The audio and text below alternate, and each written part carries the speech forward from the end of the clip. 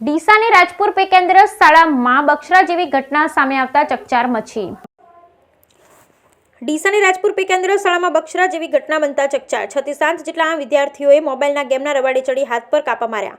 ડીસાની રાજપુર પેકેન્દ્ર શાળામાં મોબાઈલના ગેમના રવાડે ચડી બાળકો પોતાના હાથ પર કાપા માર્યાની ઘટનાએ ચકચાર મચાવી છે। શાળા પરિવાર દ્વારા ગઈકાલે જિલ્લા બાળ સુરક્ષા અધિકારીને બોલાવી શાળામાં જાગૃતિ સેમિનાર યોજી વાલીઓ અને બાળકોને જાગૃત કર્યા હતા।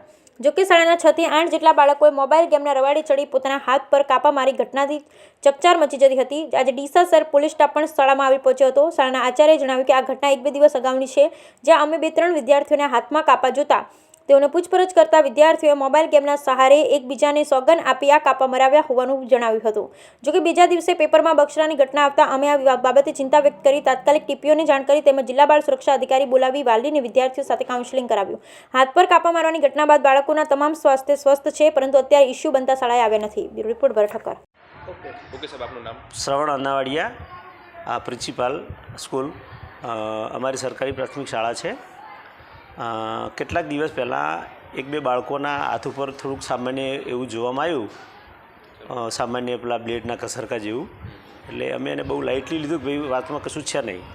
પછી બીજા દિવસે કંઈક પેપરમાં જોવા મળ્યું, પેલો બગસરાનો કિસ્સો આવ્યો, એટલે અમે વસ્તુને થોડી ગંભીરતાથી લીધી કે બાય ચાન્સ આ બાળકો જેવું આમે પણ કંઈક થાય અને કદાચ બાળકોમાં જે કંઈ 2-5 બાળકોમાં એવું જોવા મળ્યું તો એ બાળકોમાં વધારો થાય તો કંઈક મુશ્કેલી થઈ શકે। એટલે અમે થોડીક અવેરનેસ થાય એટલા માટે અમે અમારા સાહેબને જાણ કરી, અમારા ટીપીઓ સાહેબને। પછી અમે બાળ સુરક્ષા અધિકારીને 1098 પર ફોન કર્યો।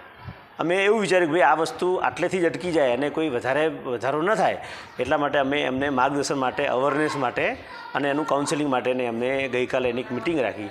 એ સાહેબો આવ્યા, મળ્યા, બધાને સામૂહિક બાળકોને આપ્યા, અમે કેટલાક વાલીઓને પણ કહ્યું હતું, એ લોકો પણ હાજર રહ્યા અને એ પ્રમાણે એનું અત્યારે ચાલુ છે।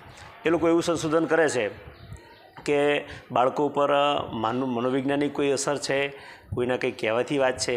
અમે જ્યારે બાળકોને પૂછ્યું ત્યારે બાળકો એવું કહે કે સાહેબ અમને એક બાળક મિત્ર તો એમ કહેતો હતો, ચેલેન્જ કરે કે ભાઈ તું આવું કરી શકે કે આ કેમ ના કરી શકું, અને એને ચેલેન્જ સ્વીકારીને આવું કર્યું। પછી જે સંશોધનમાં તો એ લોકો એવી પણ